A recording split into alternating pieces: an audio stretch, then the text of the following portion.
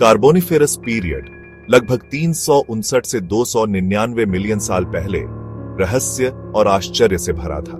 यह हमारे समय से बहुत अलग समय था, एक ऐसा समय जब अजीब और विशाल जीव ग्रह पर घूमते थे।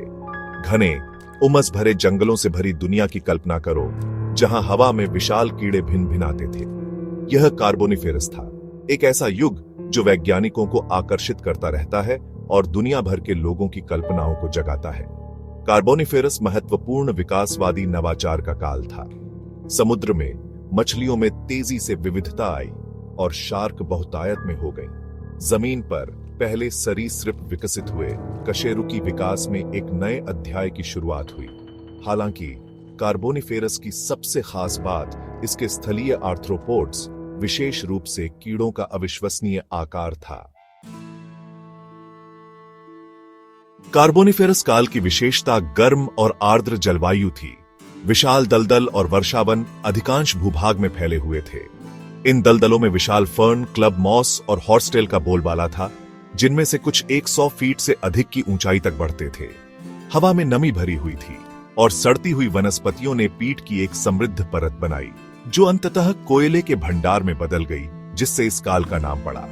ये गर्म, आर्द्र परिस्थितियां वायुमंडलीय ऑक्सीजन के उच्च स्तर के साथ कीड़ों के पनपने और विविधता लाने के लिए एकदम सही वातावरण प्रदान करती थी। कार्बोनिफेरस में कई परिचित कीट समूहों का विकास हुआ, जिनमें ड्रैगन फ्लाइज, कॉकरोच और टिड्डे शामिल हैं।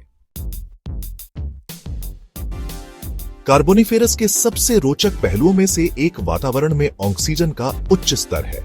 इस अवधि के दौरान ऑक्सीजन का स्तर अनुमानित 35% तक पहुंच गया, जबकि आज केवल 21% है। ऑक्सीजन की इस अधिकता का जीवन के विकास, विशेष रूप से कीड़ों पर गहरा प्रभाव पड़ा। कीड़े श्वासनली नामक नलियों के एक नेटवर्क के माध्यम से सांस लेते हैं, जो सीधे उनके ऊतकों तक ऑक्सीजन पहुंचाते हैं। बड़े कीड़ों को अधिक व्यापक श्वासनली प्रणाली की आवश्यकता होती है, जो एक निश्चित आकार से अधिक अक्षम हो सकती है। हालांकि कार्बोनिफेरस के उच्च ऑक्सीजन स्तर ने कीड़ों को आज की तुलना में बहुत बड़ा होने दिया। सेक्शन 4, कार्बोनिफेरस के विशाल कीड़े। कार्बोनिफेरस का जीवाश्म रिकॉर्ड विशाल कीड़ों के प्रमाणों से भरा पड़ा है।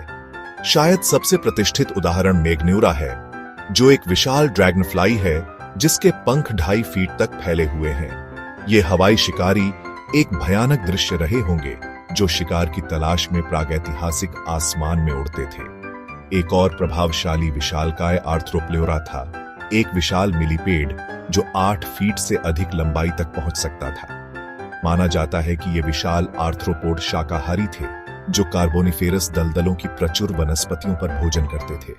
बिच्छू भी विशाल आकार में बढ़े, कुछ प्रजातियों की लंबाई 2 फीट से अधिक तक पहुंच गई।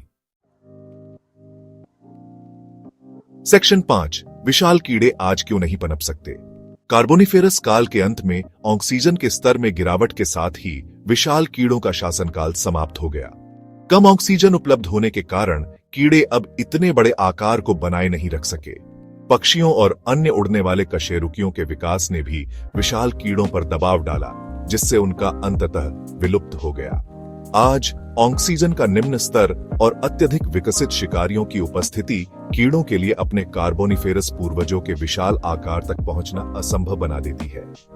कार्बोनिफेरस पृथ्वी पर जीवन की अविश्वसनीय विविधता और अनुकूलन क्षमता और विकास पर पर्यावरणीय कारकों के गहरे प्रभाव की याद दिलाता है। यह उस समय का प्रमाण है जब कीड़े आसमान पर राज करते थे और दुनिया एक बहुत अलग जगह थी।